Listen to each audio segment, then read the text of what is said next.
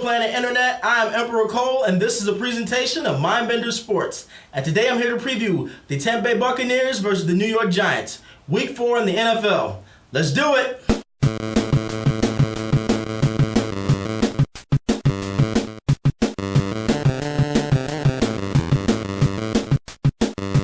Okay, so last week the Bucs went up to Minnesota. Unfortunately, we had a very tough loss. We lost the game 34-17. Our offense had a very hard time sustaining drives. The offensive line also struggled with the Minnesota defensive line, and therefore Jameis Winston was under pressure the whole entire game. He had a couple bad throws and ended up with 3 interceptions. Tried to force the ball to Mike Evans a little bit too much, and Case Keenum carved us up all day long. So just like I said last week, just because we were up against the backup didn't mean it was going to be an easy game, and we found out the hard way. We put that one behind us, and we move on to next week versus the New York Giants. So the New York Giants will be showing up to Raymond James Stadium on Sunday, 0-3. The Giants are going to be doing everything within their power to not go 0-4. So this is going to be one hell of a game. The Giants often struggled the first 2 games, but it came to life this last game versus the Philadelphia Eagles. And of course, if you watch NFL highlights like I do, we all know that the Giants lost on a 61-yard field goal by a rookie kicker at the very end of the game. So this Giants offense that's showing up on Sunday is going to be a little bit more high power. They're definitely going to be slinging the rock around, and I'm pretty sure they watched the game film. They saw how we struggled in pass coverage versus Minnesota. They saw what Case Keenum did to us. They saw how Stephon Diggs was able to get free and basically be able to do whatever he wanted all day. So expect Odell Beckham to be going deep or doing those crossing routes. Expect Sterling Shepard to be doing the same, and expect Brandon Marshall to be trying to work the ball over the middle. So we're going to have our work cut out for us this week. The New York Giants have beat the Tampa Bay Buccaneers in the last 5 contests straight, and that also includes a playoff game, I believe, in 2007. So now, just because the Giants have had some offensive struggles early before their last game, their offensive line is still kind of trying to figure it out, especially with their protection for Eli Manning. But even with that said, this is not going to be an easy game by any stretch of the imagination. The Bucs defense has struggled in pass coverage, and the Bucs defense is definitely depleted because we're going to be without Quan Alexander. We're also going to be without Levante David. Even Gerald McCoy, I believe he hurt his ankles. Not 100% sure if he's going to be playing.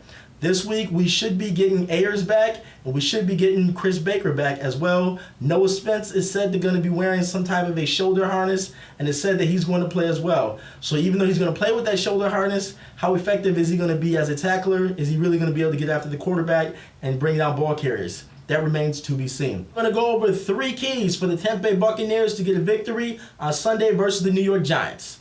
First, it's going to start off with the offensive line being able to protect Jameis Winston. Jameis must be comfortable in the pocket. Our O-line must keep him protected from their D-line so that Jameis can step up and complete throws, make passes over the middle, and try to connect with the deep ball. Last game versus Minnesota, our offensive line had a very tough time protecting Jameis, particularly off the ends, our tackles, and even straight up the gut. Straight up the middle, there was a lot of pressure on him the whole entire game. Jameis definitely was hurried. He definitely threw a couple ill-advised passes. The second key to the Bucs being able to get a victory this Sunday is going to be being able to establish the run. Our offensive line must control the line of scrimmage. We must be able to open up some holes for our running backs so we can average at least 3 or 4 yards per carry.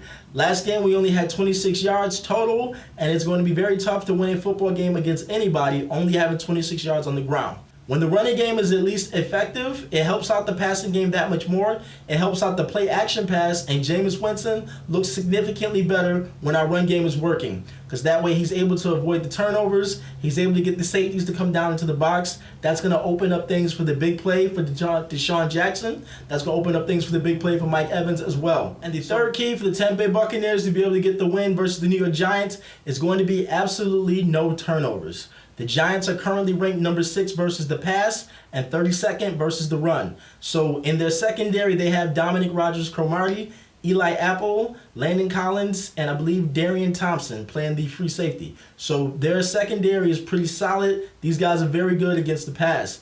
It's going to be imperative that Jameis Winston protect the football and make sure he does not do any questionable throws.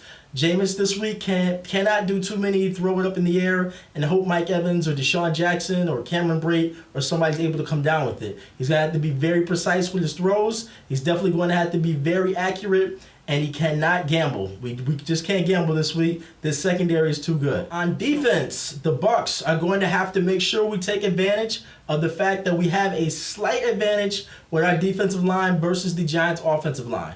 The O-line is the weakness of the Giants' offense, and it is the area that needs to be exploited. Possibly, maybe we should blitz them on the critical third down, or maybe we should do some kind of exotic stunts to try to confuse them and make sure we can get to Eli Manning. But we have to keep pressure on Manning all game. I don't imagine they're going to be able to run the football on us very much, so look for the Giants to be passing the ball at least 70-75% of the time. On the back end, we're going to have our hands full trying to contain Odell Beckham Jr., Brandon Marshall, Sterling Shepard.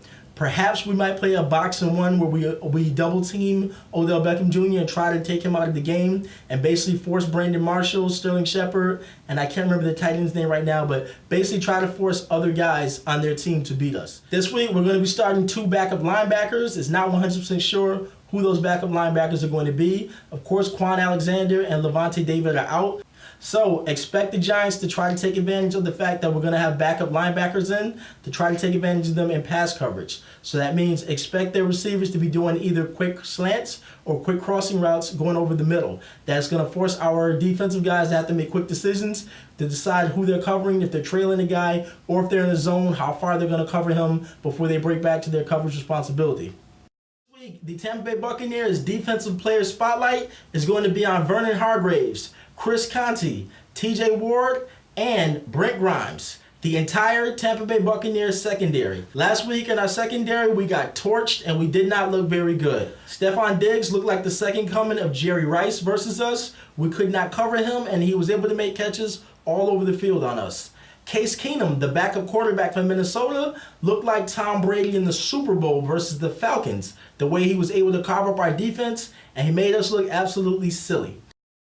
Our defensive secondary guys, all 4 of them are going to have to step up and really make some plays when it really matters. And our offensive player spotlight this week is going to be on left tackle Donovan Smith. Smith is going to be facing Jason Pierre-Paul for most of the game. He may even see Olivier Vernon if the Giants decide to switch it up once or twice.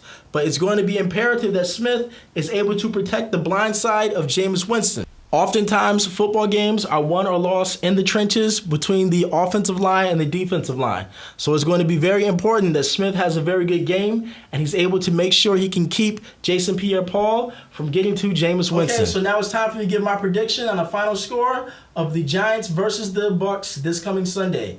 I think this is going to be a little bit of a shootout. It might start a little bit slow, but after each team is able to get comfortable and maybe establish what they're trying to do a little bit on offense, I think both teams are going to be able to score a little bit. But since we have the home field advantage, and I believe we're going to be able to make a couple key plays down the stretch, I picked the Bucs to win the game 31-28.